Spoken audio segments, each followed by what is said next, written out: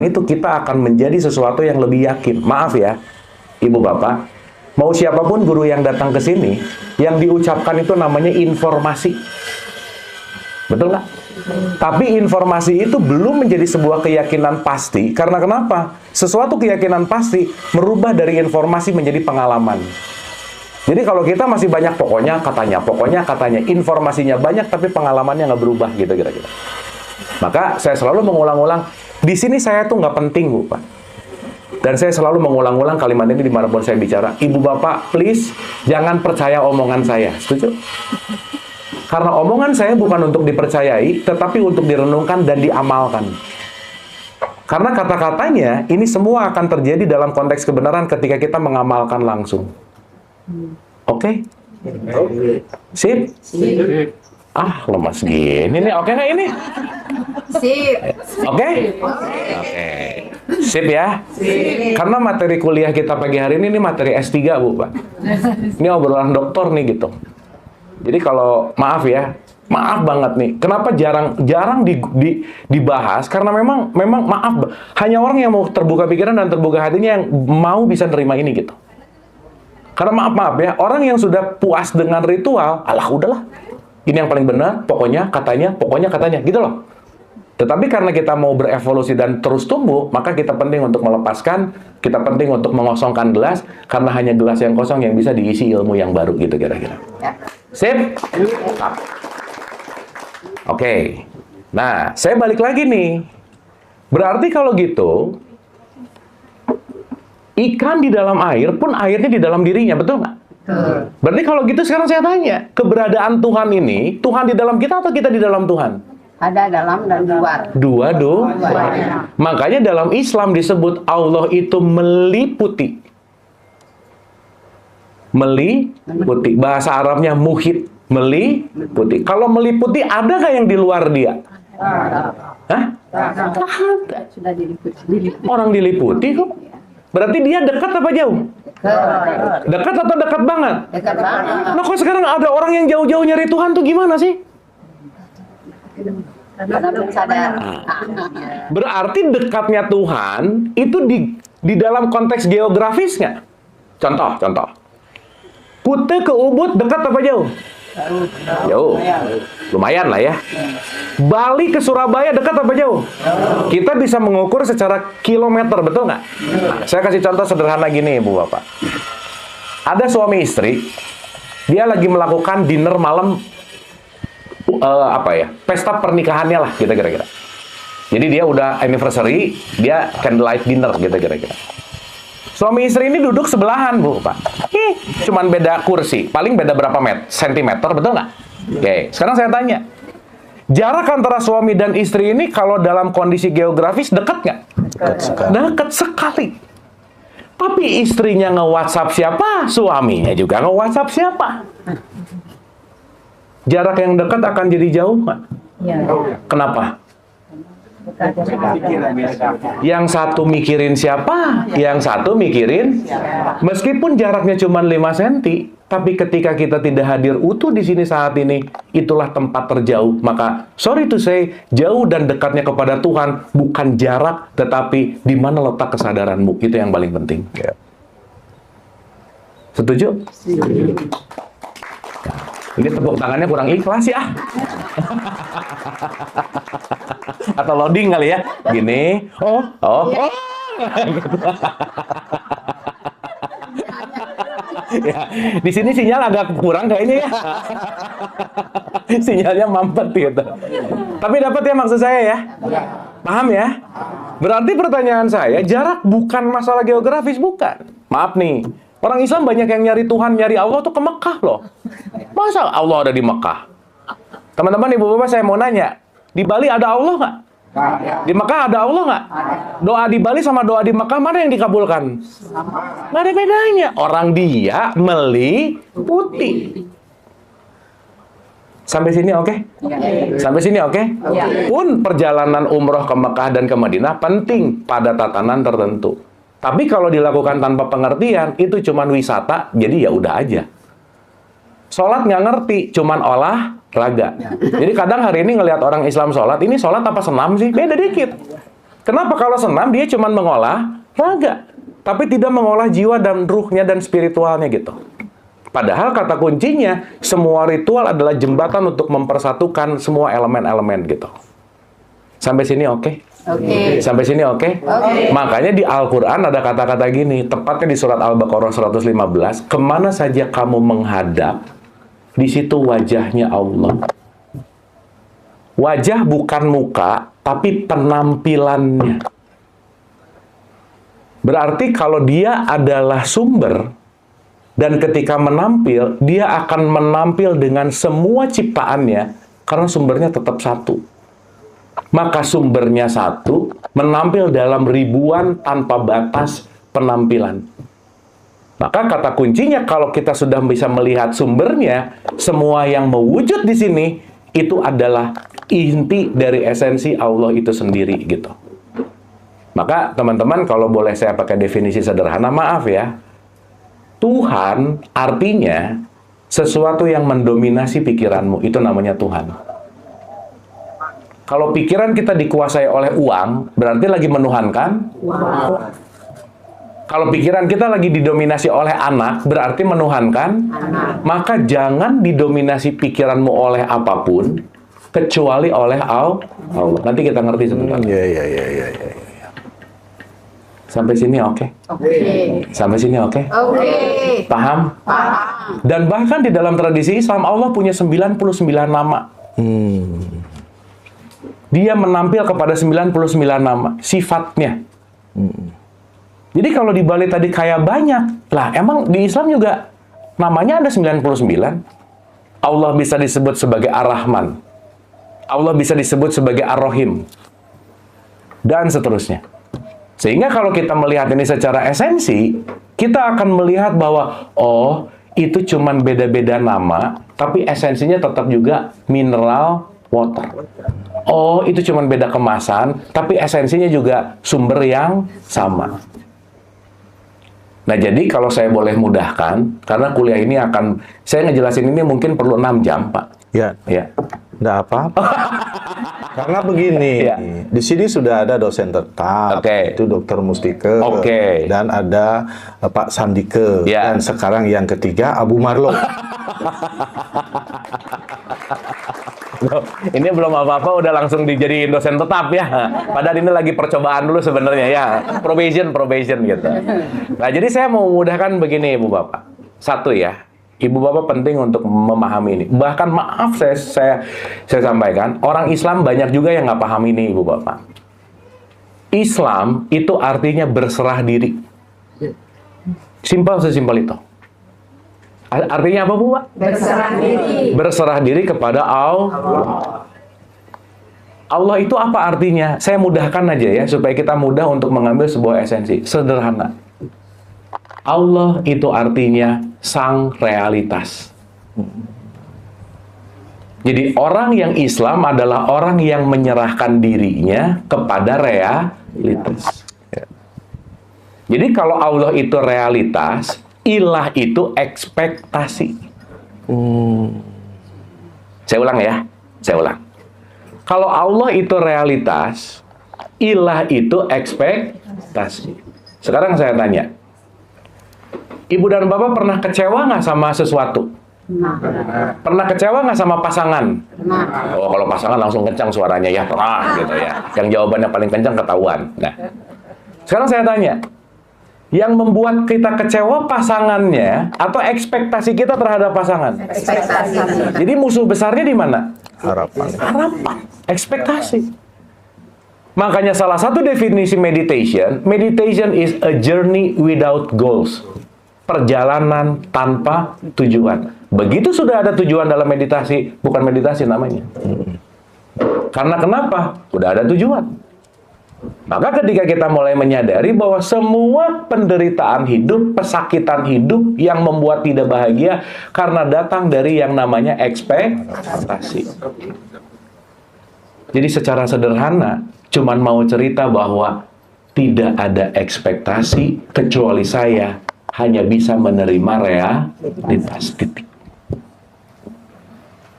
Sampai sini oke? Oke. Sampai sini oke? Oke. Saya jelaskan lebih mudah lagi. supaya ibu bapak lebih paham tentang Islam secara esensi nih. Dan ibu bapak begitu memahami Islam secara esensi, maaf ya, nggak banyak orang Islam juga paham ini. Karena banyak pemahamannya hanya dalam bentuk syariat. Makanya maaf banget ya, kadang dengan syariat, dengan pemahaman dan pengetahuan yang terbatas, banyak orang Islam yang mengkafirkan orang yang di luar Islam. Ya. Gitu. Tetapi ibu bapak maaf ya, kalau orang Islam paham Islam, nggak mungkin dia mengkafirkan orang lain. Sebentar, Kang. Ya. Kafir itu apa? Ya, 5 menit kita ke situ, Pak, tenang. Supaya nanti ngerti kafir itu apa. Tapi sampai sini oke dulu? Sampai sini oke dulu? Paham ya? Jadi Tuhan itu apa? Expect. Allah itu apa? Saya kasih contoh. Jadi orang yang Islam, orang yang apa? Berserah diri. Kepada apa? Realitas. Contoh. Saya punya planning, besok mau jualan, dan semoga saya pengen laku 100. Laku berapa? 100. Sip. Laku 100 ini kira-kira perencanaan bukan? Kenapa perencanaan? Karena baru mau pengennya besok lakunya berarti belum terjadi. Setuju?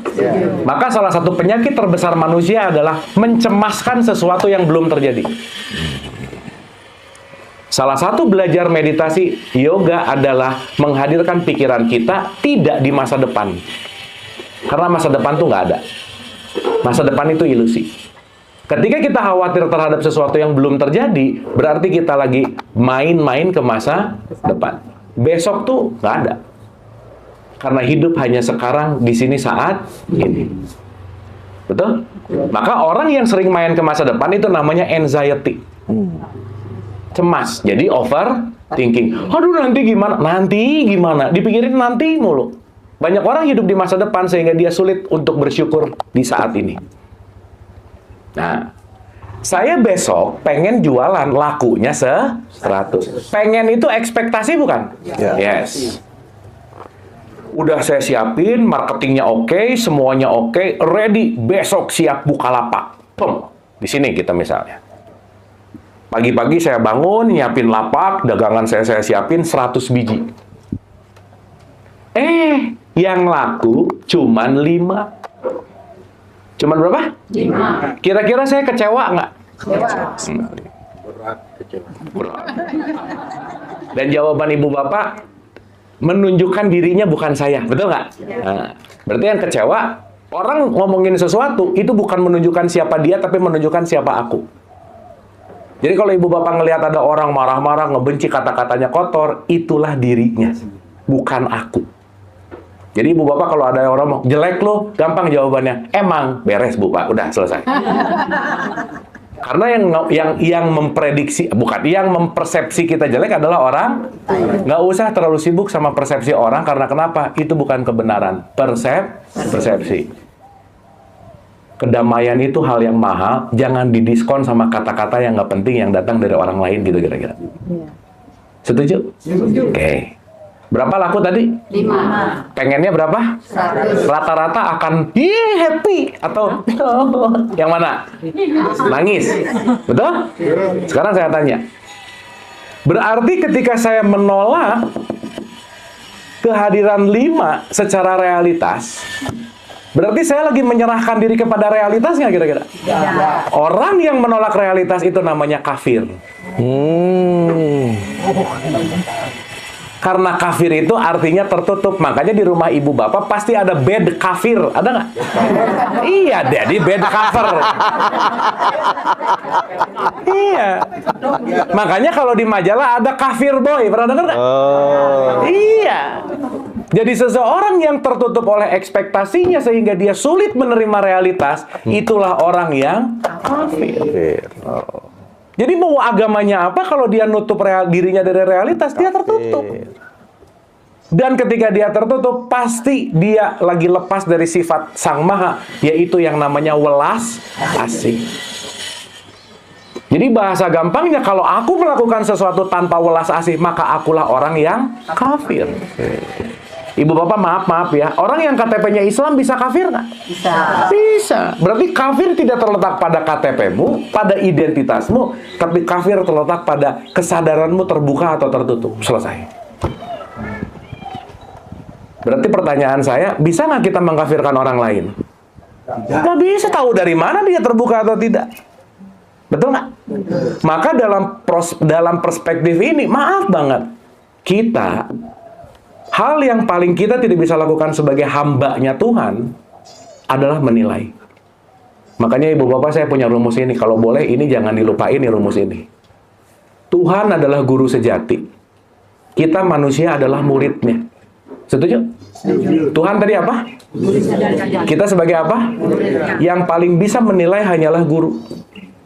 Setuju? Dan kita sesama murid dilarang mengisi rapot temannya. Udah gitu ya. Karena kalau kita ahli ngisi rapot temannya, berarti kita lagi mengambil alih tugasnya Tuhan.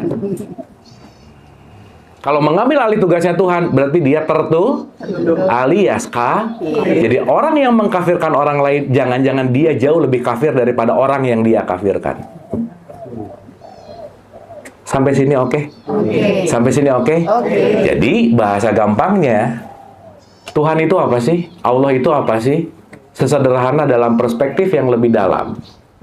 Kita akan menyadari bahwa Allah adalah sang realitas yang tidak bisa diganggu-gugat.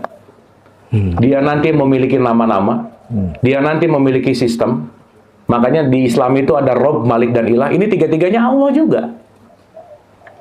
Sama yang tadi saya cerita, kenapa di situ ada yang Brahma gitu, sebagai creator ya, the creator. Terus juga di situ ada Wisnu sebagai pemelihara dan Siwa sebagai quote and quote pelebur. Itu sama dengan Rob, Malik, dan Ilah. Rob itu artinya mendidik.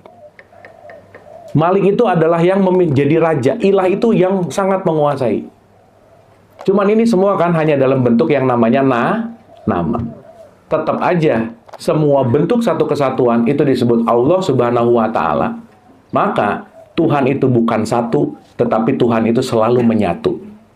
Contoh. Kenapa sila pertama itu ketuhanan yang Maha Esa, bukan ketuhanan yang Maha Satu? Betul nggak? Satu dulu saya mau nanya. Kenapa di sila pertama bukan Tuhan yang Maha Esa, tapi di depannya pakai ketuhanan? Kenapa, Bu? Pak?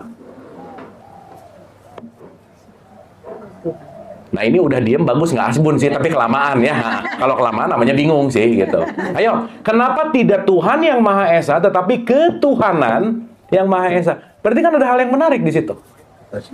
Kata sifat. Ibu bapak pernah ngedengar gini nggak? Kalau orang kelihatan marah-marah, oh dia lagi kesetanan, betul nggak? Berarti dia lagi dapat sifat kesetanan. Berarti kalau ketuhanan, sifatnya Tuhan adalah welas asih. Wow. Jadi sila pertamanya aja adalah welas asih Tuhan yang selalu menyatu dengan dirimu, apapun agamanya. Maka ketika dia welas asih, baru layak disebut manusia.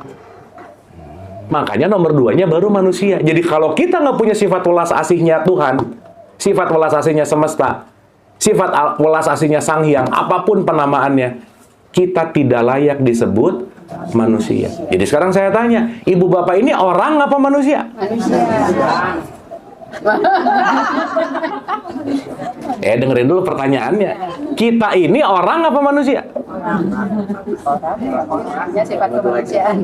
Hah? Orang yang punya. Atau gini deh, saya tanya, ibu bapak kalau ketemu teman baru, pertanyaannya yang mana? Ibu orang mana atau ibu manusia mana sih? Yang mana? Ibu dari mana? Iya kan, dari kan. Tapi pertanyaannya orang mana atau manusia mana? Orang. Betul nggak? Berarti orang itu dia masih melekat kepada identitas. Maka disebut aku orang Bali. Betul? Yang lahir di Bali tubuhnya atau sejatinya? Tubuhnya.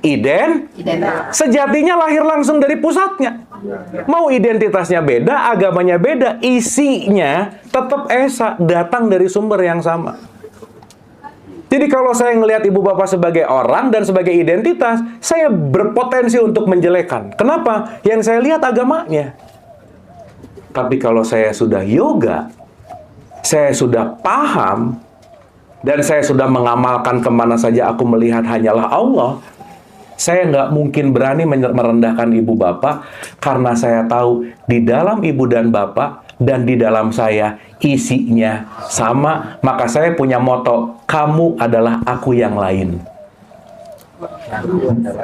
Aku adalah kamu yang, maka menyakitimu sama dengan menyakiti, maka aku nggak mau menyakitimu, karena menyakitimu adalah menyakitiku. Terima kasih, saya rasa itu dulu.